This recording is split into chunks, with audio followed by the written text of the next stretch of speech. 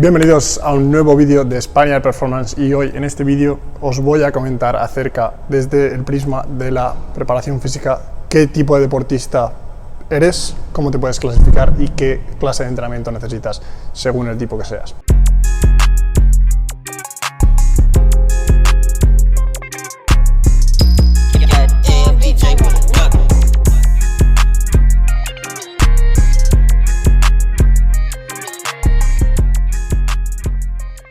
Volviendo al podcast que grabé hace muy poquito con Marcos Soriano, estuvimos hablando de un tema muy interesante y me llevó atrás a pensar un poco cómo organizo yo mis entrenamientos, cómo aprendí trabajando en Exceed con jugadores de fútbol americano, uno de los procesos de perfil que ellos crean para los deportistas, cómo los clasifican y a partir de ahí un poco cómo buscan aumentar ese rendimiento neuromuscular, que es de lo que se trata mi trabajo como preparador físico y de lo que hablamos en el podcast con Marcos.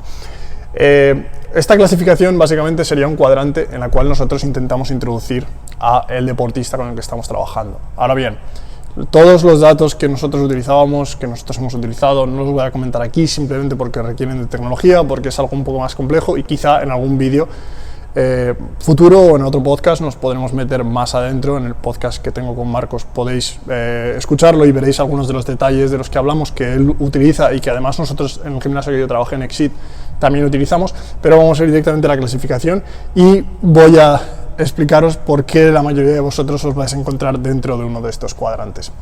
Tenemos que tener en cuenta los 4 cuadrantes. Empezaríamos por el cuadrante de abajo, que sería un deportista que es flojo y que es lento, ¿vale?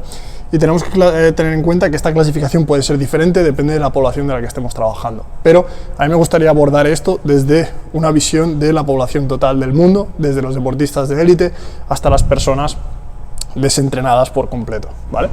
Flojo y lento. Nos encontraríamos con las personas que no han realizado ningún trabajo de fuerza, que están desentrenadas, etcétera, etcétera. Pero también nos encontraríamos aquí, y en este cuadrante es donde vamos a entrar, la gran mayoría de deportistas. Y luego os voy a comentar por qué. En segundo, fuerte y lento. Aquellos deportistas que tienen mucha capacidad de producir fuerza, sobre todo a nivel muscular, pero es una capacidad de fuerza bastante más lenta. Es decir, las capacidades de velocidad se ven disminuidas, ya sea por el tipo de deporte que practican o porque son personas que han realizado mucho trabajo de fuerza. Aquí, por ejemplo, podríamos introducir en muchos casos powerlifters y culturistas, ¿vale? Personas que son muy fuertes pero no son rápidas, o en la gran mayoría de casos no son rápidas simplemente por la naturaleza de su entrenamiento. Después nos encontraríamos con personas rápidas y flojas. Aquí nos encontraríamos con muchos deportistas también que han realizado durante toda su vida un deporte, un deporte de equipo, el cual requiere velocidad. Muchos deportistas de atletismo se encontrarían aquí, pero les ha faltado un trabajo de fuerza aparte en el gimnasio que les podría haber dado esa parte dentro de su mochila de recursos y que les podría ayudar a mejorar esa velocidad incluso y pasar al que sería el mejor cuadrante de todos. Ahora bien, tenemos que tener claro que no va a ser absoluto. Dentro de este cuadrante tú podrías estar aquí, tú puedes estar aquí, puedes estar aquí o puedes estar aquí, ¿vale? Va a depender muchísimo del entrenamiento que hemos seguido, pero entrarías dentro de ese cuadrante y te clasificarías como un deportista fuerte y rápido, que esos son para mí los deportistas de élite, aquellos deportistas en muchos casos, no siempre, que son personas que rinden al máximo nivel dentro de su deporte y luego a nivel de fuerza, a nivel de velocidad, tienen unos outputs que superan con gran diferencia al del resto de deportistas. Una vez que avancemos todos estos cuadrantes, en cada uno de ellos nos vamos a centrar en una parte de entrenamiento diferente. Ahora bien, esto simplemente es un encasillamiento y dependiendo del caso de cada deportista tendrán que seguir cosas diferentes. El deportista que entra en esta parte de este cuadrante comparado con van a seguir entrenamientos que van a ser ligeramente diferentes, ¿vale? Entonces, tener en cuenta que estamos yendo a rasgos generales. Empezando por los avanzados, van a ser un tipo de entrenamiento avanzado, ¿vale? Si vemos que un deportista es fuerte y rápido, vamos ya a tener que ir muy detalladamente a hacer el trabajo que ese deportista va a necesitar para su competición y nos vamos a dedicar a entrenar sus puntos fuertes y simplemente hacerlo más fuerte en esos puntos fuertes o darle lo que necesita para aumentar esos puntos fuertes. Todo dependerá en qué parte se encuentre. O sea que sería una periodización bastante ondulada que podría introducir fuerza, podría introducir velocidad, podría introducir un poco de todo, y eso va a depender de la competición. El deportista rápido y flojo. Tener en cuenta que una persona que es rápida no puede ser floja, ¿vale? Eso tenemos que tenerlo en cuenta ya. Estamos hablando de fuerza lenta y fuerza más rápida. Un deportista rápido siempre es fuerte, pero estamos considerándolo a niveles de fuerza lenta. Con esto que quiero decir, que ese deportista puede que se vea beneficiado por el trabajo de fuerza, y ese trabajo de fuerza le dé un recurso que no tenía antes, pero también puede que esas ganancias de fuerza no le ayuden a mejorar su rendimiento en su deporte, que se va a ver beneficiado por la velocidad. Por lo tanto, en algunos casos hay que ver si el trabajo de fuerza le va a beneficiar, que yo creo que en muchos casos lo va a hacer, pero en qué medida hacemos ese trabajo de fuerza para potenciar esa habilidad que ya tiene, que es la velocidad, potenciar esa habilidad y no matarla, porque si nos pasamos podemos acabar con la habilidad buena. Entonces tenemos que saber cuánto trabajo de fuerza hacer, cuánto trabajo de velocidad hacer, encontrar un equilibrio, ¿vale?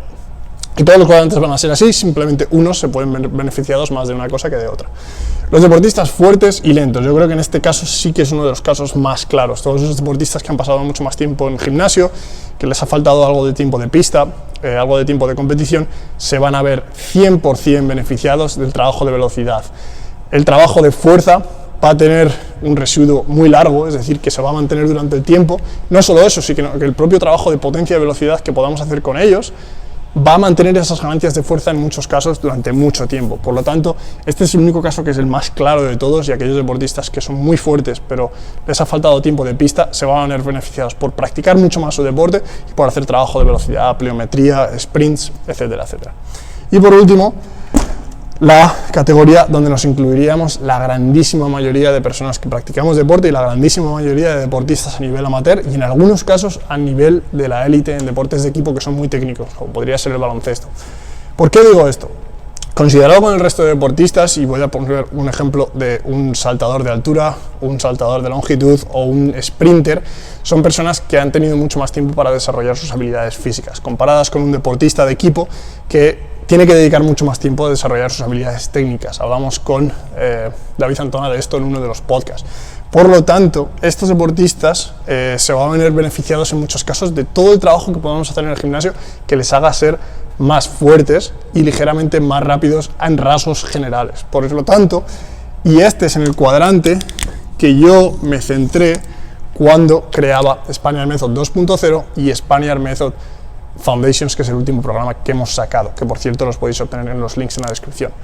Esos dos programas están hechos para que el deportista común, que es el 90% de los deportistas, se vea beneficiado del trabajo de gimnasio, ¿vale? Es verdad que es un trabajo muy similar al que podría seguir un deportista fuerte y rápido, con la diferencia de que aquí tendríamos que individualizar muchísimo más dependiendo de la situación de ese deportista. Sin embargo, aquí sabemos que todo les va a beneficiar, sobre todo empezando por el trabajo de fuerza y combinándolo con un trabajo apropiado de velocidad.